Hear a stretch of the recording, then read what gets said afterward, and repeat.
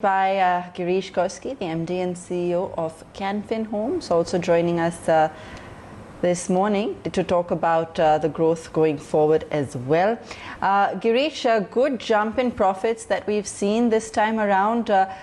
Take us through the impact on business, due to COVID-19 and the lockdown, and also then what actually worked to drive numbers higher. Good morning. We've been doing well since last few quarters. Even in Q4, we did well till about March 23rd or so. Lockdown started from March 24th. So from 24th, obviously there was no business. That actually impacted, in terms of disbursements for Q4. But still, we have maintained decent growth compared to last year Q4. Q1, obviously, we couldn't do much. Same is true with almost all the HFCs. Q2 is going to be very, very ordinary because we see demand to come back in next maybe 3 to 4 quarters time. So it's going to be quite muted next couple of growth in terms of business coming back. We largely focus on affordable. There is less dependency on developers, in terms of funding apartments. To that extent, the recovery in the market is going to be much faster compared to the builder segment. Out of a total portfolio, 25% is apartment funding and 75% is self-construction, resale and purchase. So to that extent, this year, it will be really challenging, to show growth over last year. But yes, given the situation, I think we would be in a position to bounce back quite quickly.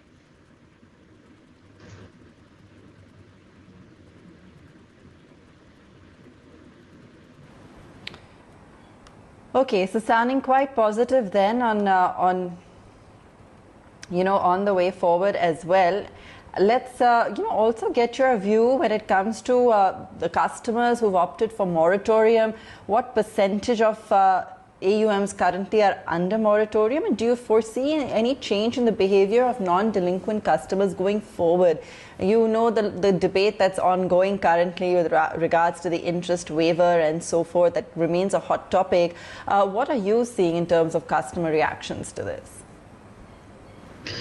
For us, morat percentage is about 29%. This is both part 1 and part 2, that is from March till August. If we look at number of customers opting for morat in the regular pool vis-a-vis delinquent pool, obviously delinquent pool is much higher.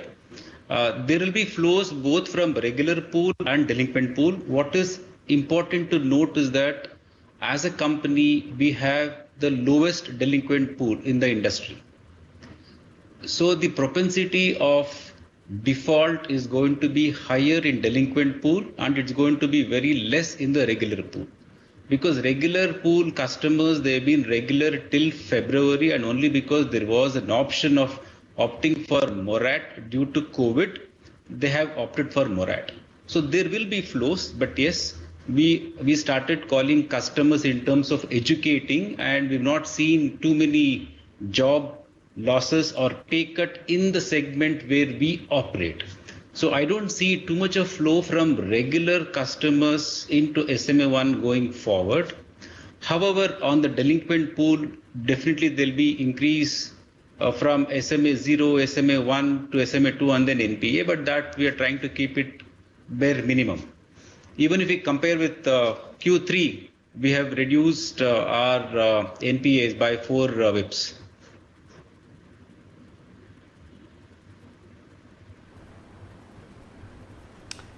All right, so those are the kind of numbers you're looking at. Now, recovery efforts also been hampered for most NBFCs in Q4. Talk to us about collection efficiency and going forward as well, incremental loans.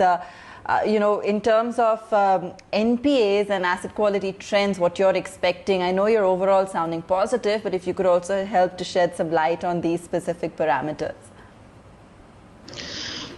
What is known to us now is the delinquent pool. So we are very closely working with customers on delinquent pool. On the regular pool, we will get to know only after August, because that is when we will see flows coming in from regular pool, though we expect that to be quite minimal because all these customers have been regular and now they've opted for Murad. So there's a lot of education series, which we are going to start with customers, trying to make customers understand, why they should resume paying from September onwards. As I mentioned earlier, NPAs will increase, but for us, it may not be really drastic. If you look at a profile mix, 71% is salaried and 29% is self-employed. There's a lot of stress in SME space, that is self-employed, because they had to really shut shop for 3 months or so. So there's really loss of income, and even when they resume doing business, it will take some time for them to come back and start paying EMIs.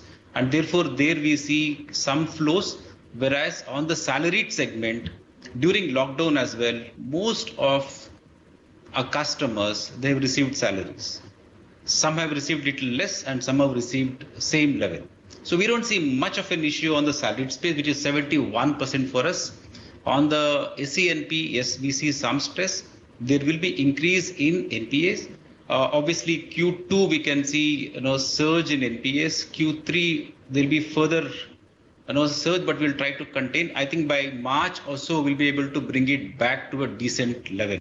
So in next 4 quarters or so, we will be able to bring back NPS to the level in which we are today.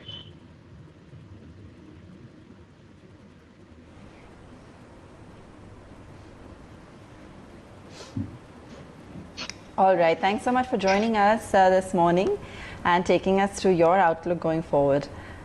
We're going to take a very quick break. When we come back, we also have the management of Praj with us.